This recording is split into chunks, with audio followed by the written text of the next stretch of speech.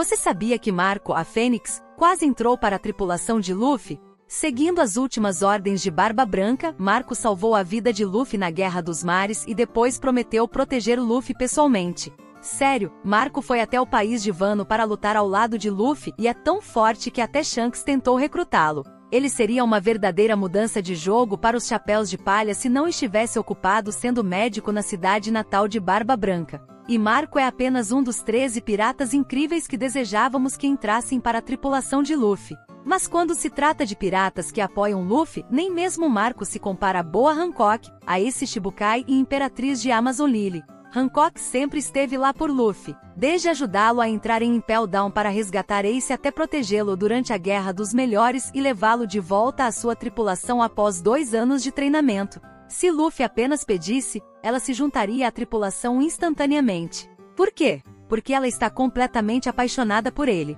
Sério, a paixão não correspondida de Hancock é hilária e seu passado trágico se encaixa perfeitamente com os Chapéus de Palha. Além disso, ela pode transformar inimigos em pedra, o que seria muito útil. E já que ela quer tanto se casar com Luffy, por que Hancock não se juntou aos Chapéus de Palha? Primeiro, Luffy não fez o pedido, e segundo, Hancock ainda é responsável por cuidar do seu povo em Amazon Lily. Mas imperatrizes passadas já deixaram o Império em nome do amor, então vamos lá, Luffy, apenas peça. Por outro lado, temos um pirata que Luffy realmente convidou para se juntar à tripulação. Nos primeiros dias, Luffy fez convites para todo tipo de esquisitice, e uma dessas esquisitices era Gaimon, um eremita que costumava ser um pirata ganancioso e amante de tesouros até que sua tripulação o abandonou quando ele ficou preso dentro de um baú de tesouro na Ilha dos Animais Raros. Quando Luffy conheceu Gaimon a caminho das Ilhas Gecko, ele já vivia lá há mais de 20 anos guardando alguns baús de tesouro que ele não conseguia nem alcançar.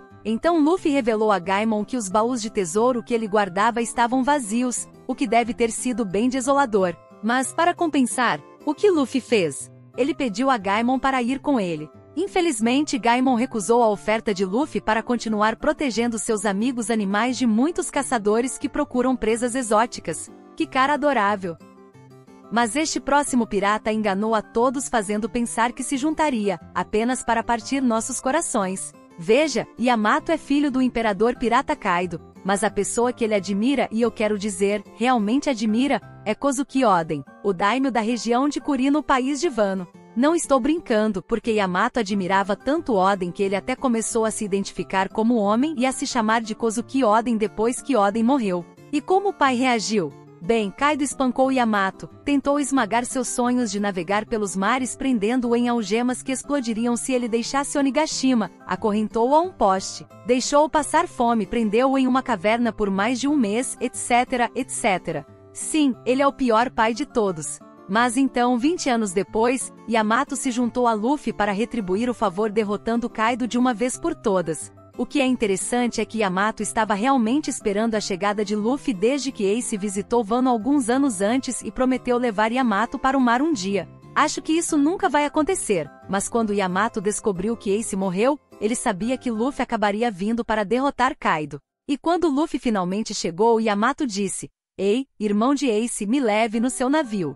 A questão é que Yamato continuava dizendo que viria, então pensamos que estava tudo certo, até que não estava. Isso mesmo, Yamato de repente decidiu ficar para trás por um tempo para viajar por Wano e protegê-lo com o verdadeiro filho de Oden, Momonosuke. Que decepção! Mas se você está pensando o que eu estou pensando, assim como Jinbe, Yamato provavelmente se juntará aos Chapéus de Palha depois que ele terminar seus negócios pessoais. Então, esses são 4 dos 13 piratas que quase se juntaram à tripulação de Luffy, e o último é o cara que todos sempre quiseram na equipe. Mas outro pirata que deveria, mas não pode se juntar aos Chapéus de Palha, é Pedro, o Minjaguar que liderou uma força de combate chamada Guardiões no país de Zou. Veja, Pedro estava destinado a viajar com Luffy desde sua infância, quando o rei dos piratas visitou Zou e recusou o pedido de Pedro para se juntar à sua tripulação, dizendo que seu tempo chegaria. Enquanto esperava, Pedro se tornou o capitão de sua própria tripulação. Viajou pelo mundo e então liderou os guardiões até que Luffy apareceu e o levou em uma aventura para a ilha Whole Cake.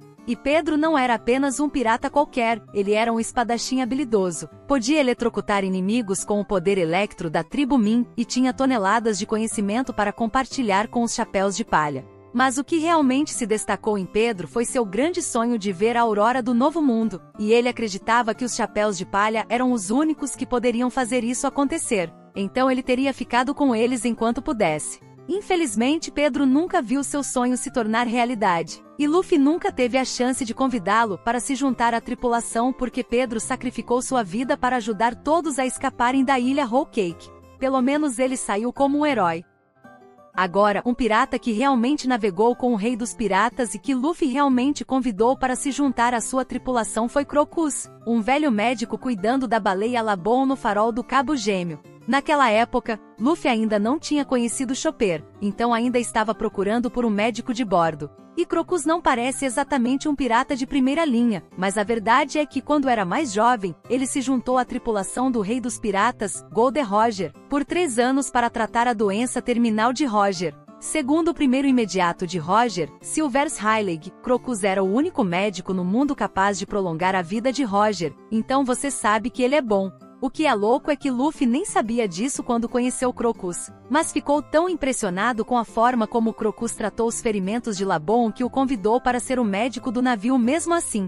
E embora Crocus tenha recusado, pois estava envelhecendo, ele ainda desempenhou um grande papel na aventura de Luffy ao dar a ele um log pose para guiar a tripulação pela primeira metade da Grand Line.